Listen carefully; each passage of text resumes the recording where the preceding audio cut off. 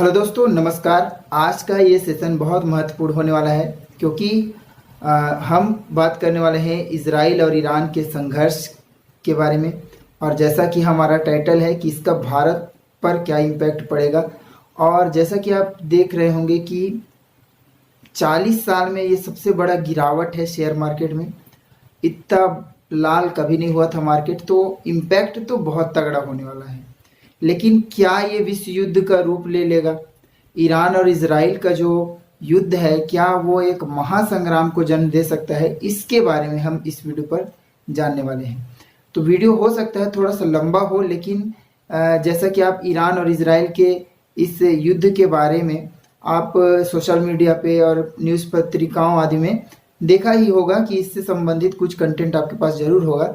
लेकिन आज हम इसमें पूरा क्लियर करेंगे आपको कि आखिर ईरान वर्सेस इजराइल का ये युद्ध आखिर स्टार्ट कैसे हुआ, और 7 अक्टूबर को जो 129 मिसाइल ईरान ने दागे हैं इजराइल पर, तो क्या इसका जिम्मेदार खुद इजराइल है? ये सब भी हम जानने की कोशिश करेंगे। लेकिन चलिए स्टार्ट करते हैं शुरू से कि आखिर ये इजराइल और ईरान का मामला क्या है। तो दोस्तों, बात है 1914-15 की। जी हाँ, बहुत पहले, जब विश्व युद्ध स्टार्ट नहीं हुआ था। विश्व युद्ध के समय, मतलब स्टार्ट होने की कगार पर जब था, तब की हम बात करेंगे कि तुर्की में खलीफा था। मतलब तुर्की में जो शासक था वो अपने आप को खलीफा कहता था। खलीफा मुस्लिम लोगों का जो मेन कहा जाए उसको खलीफा कहा जाता है। ये ईश्वर का दूत अपने आप को समझता है, मतलब पैगंबर का संदेशवाहक या ईश्वर का दूत, इसको हम खलीफा कहते थे। यही खलीफा जो रहता था, विभिन्न प्रकार के जो मुस्लिम राज्य होते थे उनके जो शासक हैं उनको खिल्लत देते थे। खिल्लत मतलब कि उपाधि, सुल्तान की उपाधि और परम शासक की उपाधि जो होती थी वो यही खलीफा प्रदान करते थे।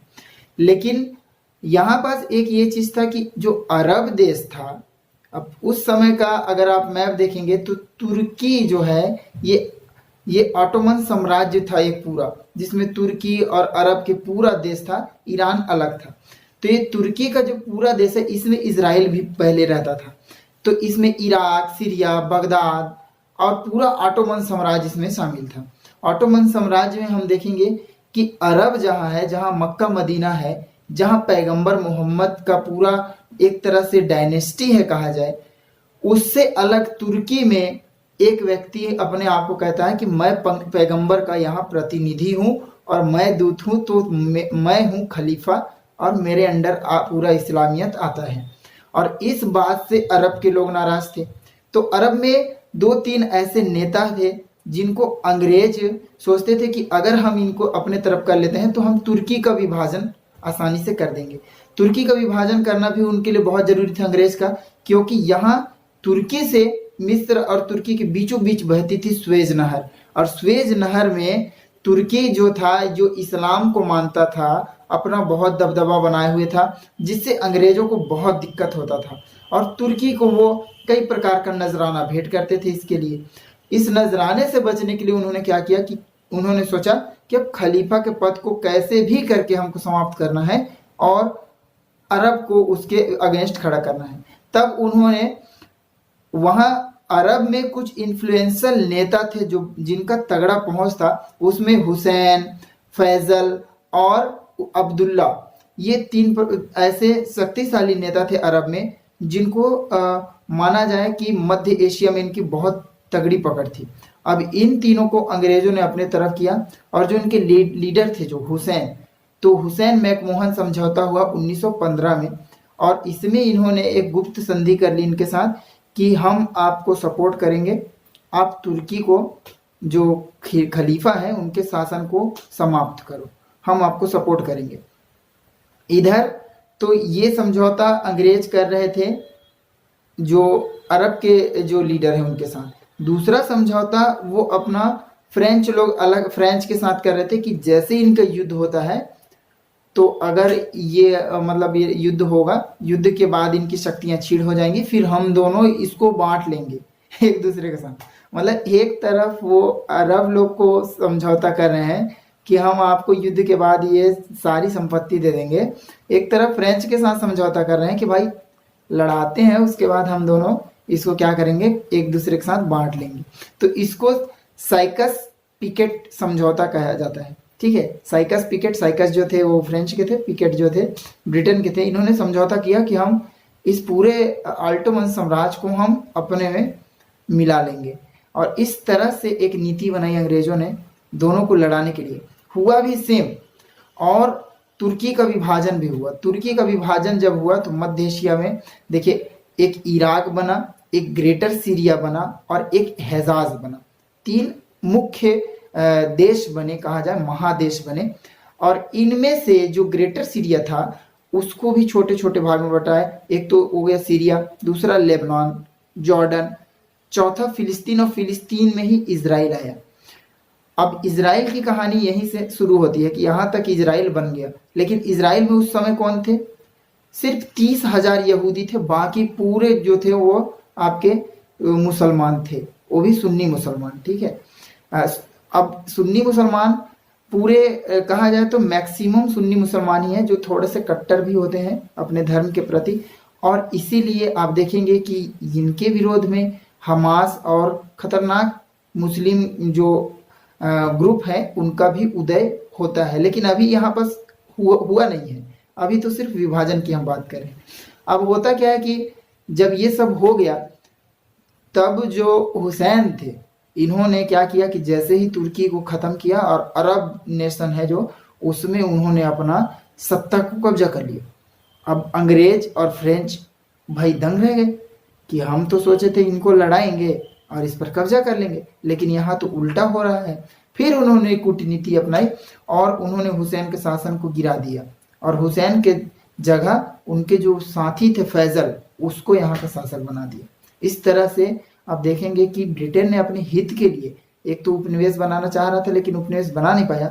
ये जो फैजल था, ये फैजल जो है ये बहुत ज़्यादा ब्रिटेन का समर्थक था, और इसके चलते ही फिर वहाँ क्या हुआ, तेल के कुएं खोदे गए, जो कुछ ब्रिटेन के थे, कुछ फ्रेंच के थे।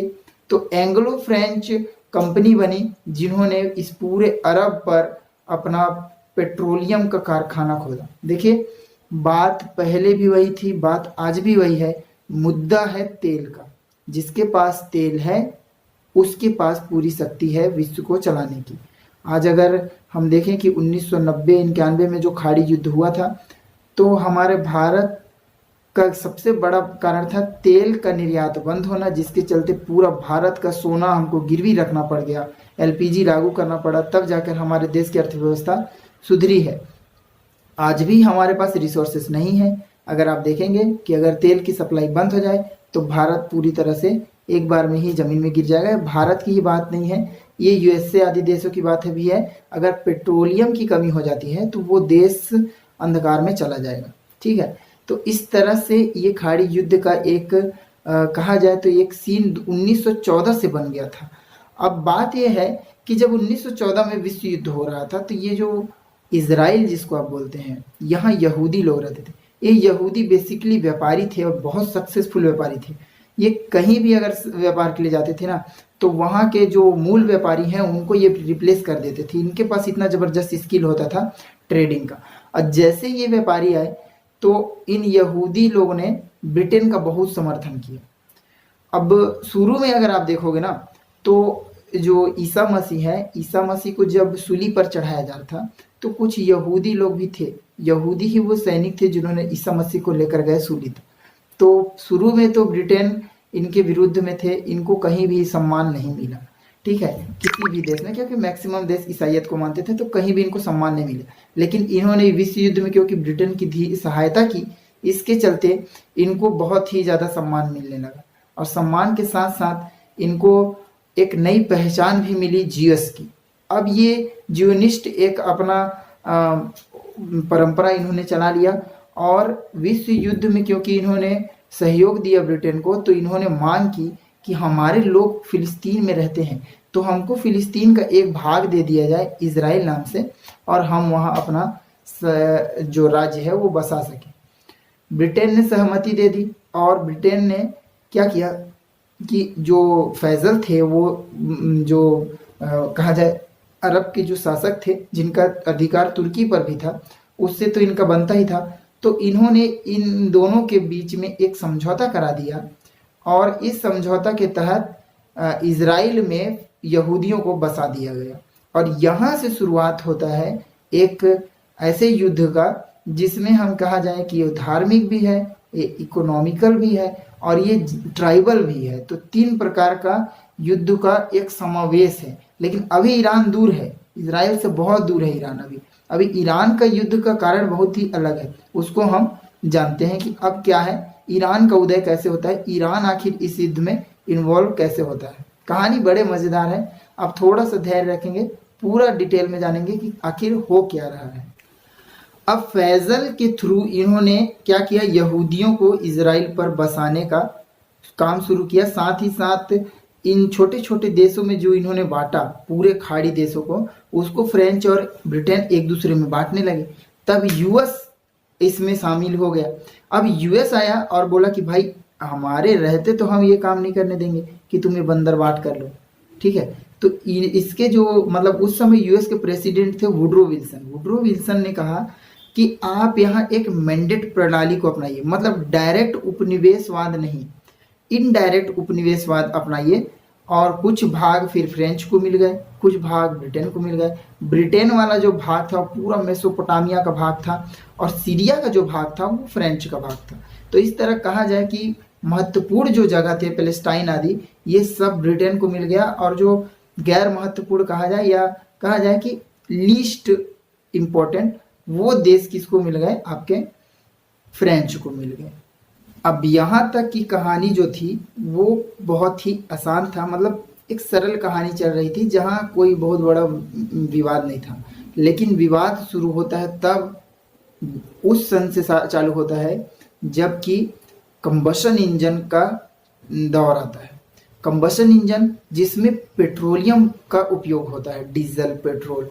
अब ये डीजल पेट्रोल की जो क्रांति आती है उससे एक महायुद्ध का जो है एक लाइन बनते जाता है कि अब ये इसको कहा जाए ऑयल आपका इंपीरियलिज्म या तेल साम्राज्यवाद। तेल साम्राज्यवाद की शुरुआत होती है 1911 से, जो कंबशन इंजन अपना इफेक्ट डालता है कि अब पेट्रोलियम से चलने वाले जो वाहन आते हैं उसके बाद से तेल साम्राज्यवाद पूरा फोकस जो है वेस्टर्न का ले आता है अरब कंट्रीज में। अब ब्रिटेन को भी चाहिए, अब यूएस को भी चाहिए, जितने भी कंट्री है उनको तेल चाहिए। और तेल के लिए अब हमें कब्जा करना पड़ेगा कहाँ, खाड़ी देशों में। तब यूएस जो रहता है उसने सऊदी अरब से कुछ समझौते किए और उन्होंने ऑयल फैक्ट्री वहाँ खोला। बाद में एंग्लो फ्रेंच ऑयल इन्होंने भी अपना कंपनी वहाँ खोला, आरामको वहाँ खुल गया। अब ये देखा गया कि जितना भी ऑयल है इसका कंज्यूमर कौन है, यूएस और ब्रिटेन ही है कंज्यूमर, ठीक है, क्योंकि इनके पास ही हैवी टेक्नोलॉजी है, अरब के पास तो टेक्नोलॉजी है नहीं। तो मशीन किसकी चलेगी, मशीन चलेगी इन्हीं की। तेल खरीद रहे हैं यही, तेल निकाल रहे हैं यही, और इसका जो प्राइस है उसको भी बढ़ाने नहीं दे रहे हैं क्योंकि भाई कंज्यूमर खुद है। तो प्रॉब्लम होने लगा अरब कंट्रीज को और अरब अब इससे नाराज हो गए कि भाई ये तो इनडायरेक्टली हम पर एक तरह का कहा जाए तो बेगारी है कि हमको इससे मिलता कुछ नहीं है, चीज हमारी है, संसाधन हमारे हैं, लेकिन इसका पूरा 100% उपयोग कौन कर रहा है, ब्रिटेन और यूएस कर रहे हैं, अपने तरीके से कर रहे हैं। अब यहाँ पास अरब इससे नाराज होते हैं और अब धीरे धीरे उनके अंदर आने लगता है रोष। अब चलते हैं हम सेकंड पार्ट पर, यहाँ हम इस कहानी को रोकते हैं। अब चलते हैं सेकंड पार्ट जहाँ हम बात करेंगे ईरान की। देखिए ईरान जो था ये इन अरब कंट्रीज या ऑटोमन साम्राज्य से अलग था। ईरानी अब बहुत पहले भी जानते हैं, मुगल लोग आते थे ईरान और ईरान के राजदूत हमारे यहाँ जाते थे, फिलाडेल्फस, टॉलमी, ये सब ईरान के राजदूत थे जो कि हमारे यहाँ आते थे। बहुत पहले मौर्य साम्राज्य से लेकर गुप्त साम्राज्य, बहुत प्राचीन काल के इतिहास में हम देखते हैं कि आते थे। तो इस समय की भी बात करें हम कि ईरान तब से आज तक अलग ही कंट्री रहा है, इस अरब लीग में वो शामिल नहीं था। तो ईरान में अलग अरब कंट्रीज के अलावा जो अली के बातों को मानते हैं, जो पैगंबर मोहम्मद के दामाद थे अली, तो अली की जो बातों को मानते हैं इनको हम सिया मुस्लिम कहते हैं। ये सिया मुस्लिम जो थे पूरे ईरान में थे और ईरान में अभी भी हैं।